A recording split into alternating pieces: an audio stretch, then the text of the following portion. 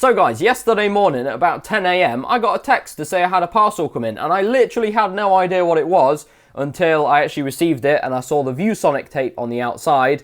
Yes, that's right, ViewSonic have hooked us up with their brand new gaming monitor, which is absolutely awesome. But yeah, I think these were supposed to be sent out in December and must have got delayed, and I've totally forgotten about it. So yeah, this was a nice surprise in the post yesterday morning. So yeah, this is their new panel. It's 240Hz refresh rate, 1 millisecond response time. It's got G-Sync, it's got HDR, it's got RGB lighting. Pretty much everything you could want from a gaming monitor. So we're going to be unboxing it today, having a little overview and first impressions. Should be good. Let's go.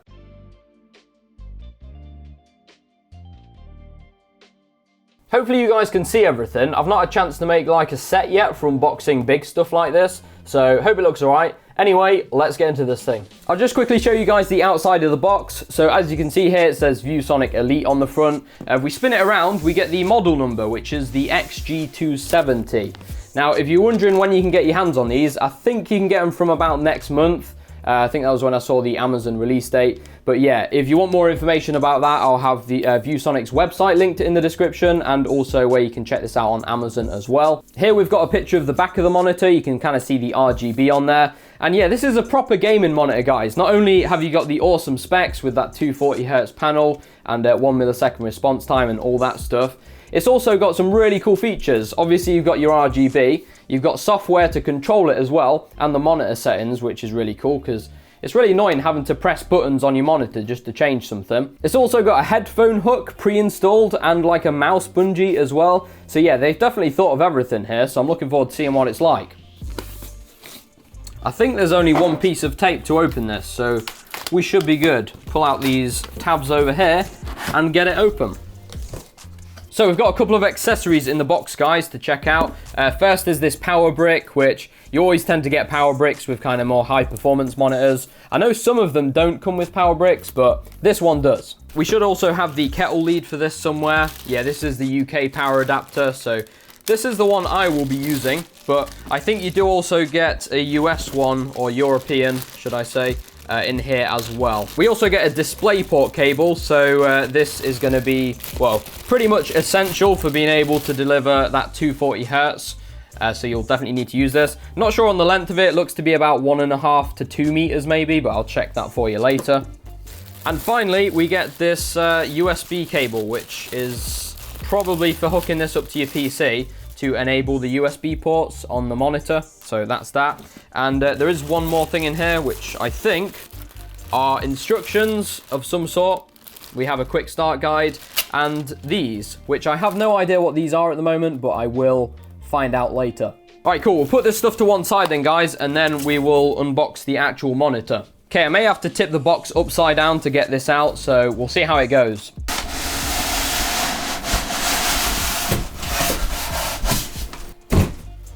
Right, so this thing is the monitor stand. It is all metal, which is awesome. So yeah, it's got like zero flex in it. The monitor will probably sit on top of here, and yeah, just sits on the desk kind of like that. Here's the monitor arm. So again, very good quality.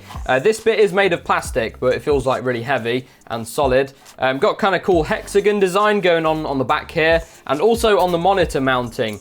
And remember, you've got that RGB lighting as well, which is also kind of the same shape. So yeah, pretty consistent theme throughout. As regards mounting this, obviously this will snap onto the back of the monitor, but you just drop it onto here, and then I'm guessing there's a bolt, yeah there is, on the bottom that you can just tighten it with. And then finally in this top section, I'm pretty sure these things are like sight shields.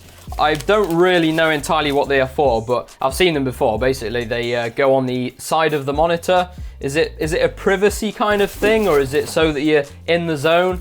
I don't really know, because I'm not like I don't go to esports tournaments. Although I have been to Rocket League in London. That was pretty good. So obviously you get 2 of these, so if you do want to use them, you've got that option. So that's everything in the top section of the box. We can get rid of this now. And finally, guys, the main event. Let's get the actual display out. I think it's upside down. Yeah, it is. Right, so here's the actual display, guys. First impressions, it's a little bit lighter than I thought it'd be actually, which is never a bad thing in a monitor, to be fair. It's got very thin bezels on the sides. Obviously, we do have that kind of chin at the bottom. But if we spin it around, you guys can see the back There we go. If we spin it around, you guys can see that hexagon design on the back. That is the thing that lights up, so it should look pretty cool when it's on. Obviously, we will slot this onto the monitor stand shortly.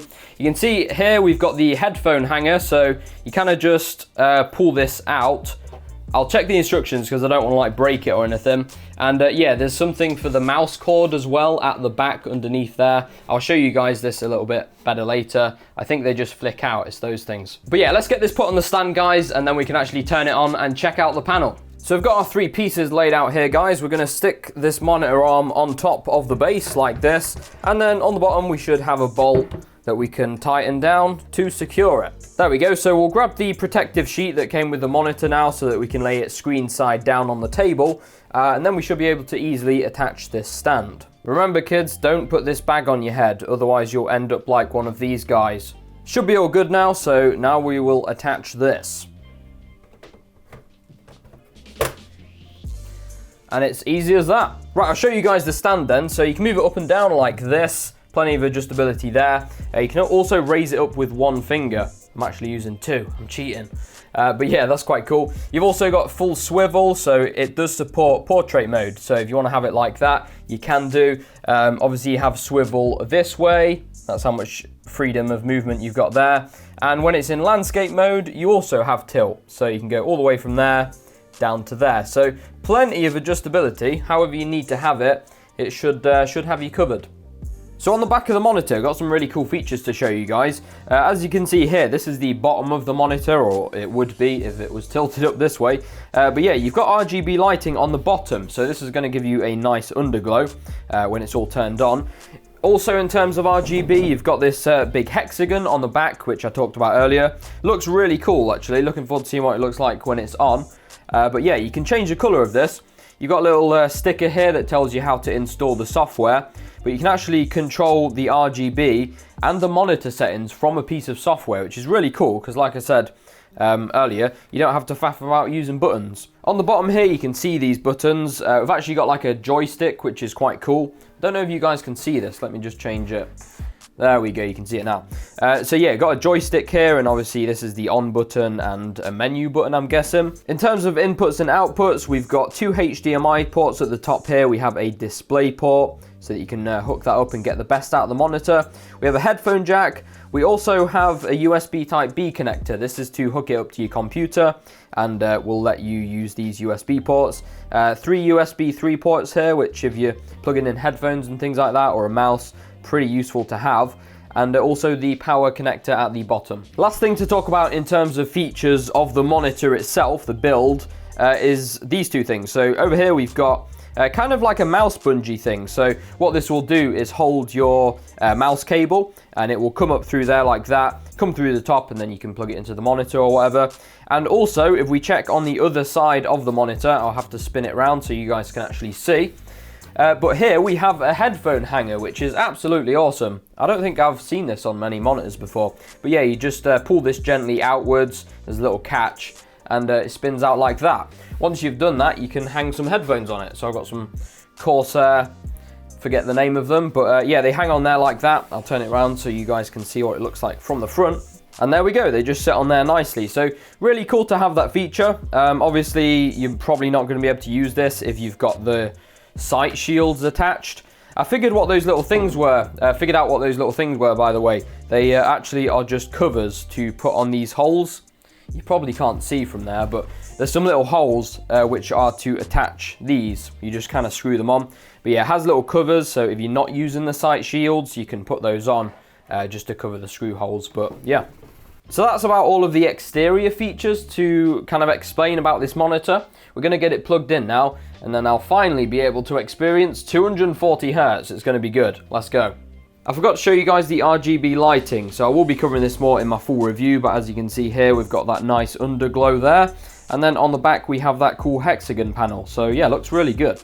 So guys, monitor is all set up now, had 0 issues. I used the DisplayPort cable that came with the monitor, so you're pretty much guaranteed to not have any issues with that. But yeah, I went into NVIDIA control panel, made sure I activated the 240 Hz. You can see in the corner here of this game, NVIDIA is showing 240 Hz, so it's definitely working. I did make sure to go in the game and unlock the frame rate as well. So I'm going to be testing Rocket League for a little bit because this is the game that I play pretty much every evening for a couple of hours, so I'm used to kind of how it works and how it feels and everything like that.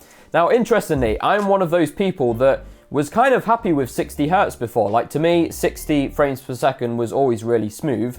However, about a month or so ago, I upgraded to an ultra-wide monitor that can run 120 Hz. So I've been playing at 120 Hz for the past couple of weeks. So I want to see whether I can tell the difference, first of all, between 240 and 120, and then I'm going to try going from 240 to 60, and I'll let you guys know what I think. But I think that will be the best test, so I'm going to play a couple of matches here for about 10 minutes, and then I'll tell you what I think afterwards, comparing it to the lower frame rates. Because sometimes when you do try a high refresh rate monitors, you can't necessarily tell the difference instantly. It's only once you compare it afterwards. So yeah, should be interesting. So I've just finished a couple of matches, guys. I've been playing for about 10 to 15 minutes at 240 FPS. So what I've done now is I've hopped into training and I've actually changed the FPS limiter within game to 60 Hz to see what the difference is between 240 and 60. Yeah, so I can tell straight away, guys. I know you're not going to be able to tell this on camera because it's being filmed at 24 frames per second, but this feels really laggy. Like, the only way I can describe it is if you're used to playing at 60 FPS, it's like asking you to play at 30 FPS. It genuinely feels that different, especially in ball cam mode. So on Rocket League, if you activate ball cam, it basically takes your focus on and off the ball. But as it does that, it spins around very quickly, and it's those sort of movements that you can definitely tell that the frame rate helps with. To be fair, driving around as well does kind of feel laggy. This would kind of make you motion sick, I think, after a while, especially just being used to that 240 FPS. What I'll do now then is I'll hop back to 120 FPS to see if there is much kind of difference between 240 and 120. Part of me kind of thinks it's diminishing returns after about, well, 144-ish, but yeah, we'll just see. Right, so we're at 120 now, so this definitely improves things. It no longer feels laggy anymore. Let's try a few ball cam movements. See, the motion, again, I know you guys can't see this, but the motion definitely feels smoother. I don't know if it feels quite as smooth as 240. I'd probably have to play at 240 for like a couple of weeks and then try going back to 120, and I bet you could tell the difference, especially in faster paced games like this. I'm not much of a competitive gamer in terms of like stuff like CSGO and whatnot, but I'm sure this would be useful to people that do use it for that, because it's fast motions that it makes a difference for. All right, and now we're back at 240 FPS. So I think I can tell the difference actually between 120 and 240. It's not as big a jump between 60 and 120, so I guess you could call it diminishing returns, but yeah, especially on those fast movements. Bear in mind that to run the 240 FPS, you're going to have a really good graphics card, guys. In games like this, it's not too bad. I mean, like Rocket League, CSGO, they're not exactly the hardest games to run in the world. But yeah, 1440p at 240 Hz, that's going to be pretty difficult. So like I said, for esports and kind of competitive gamers, I think 1080p is perfectly fine. I mean, you're not really doing it for the immersion, it is for the performance of the panel. But yeah, I can confirm, guys, 240 FPS is amazing. Now, we'll be doing a full review on this because obviously I've not covered like every single feature today. So if you do want to see that, make sure you hit subscribe. It'll probably be up within the next couple of weeks, so stay tuned for that. But yeah, hope you enjoyed the video today, guys. If you've got any questions about this monitor or anything like that, drop us a comment below and I'll definitely get back to you. But yeah, thank you for watching today, guys. Hope you enjoyed. You can drop us a like rating to help me out and follow me on social media as well. With that being said, hope you guys have an awesome week. I'll catch you all in the next one.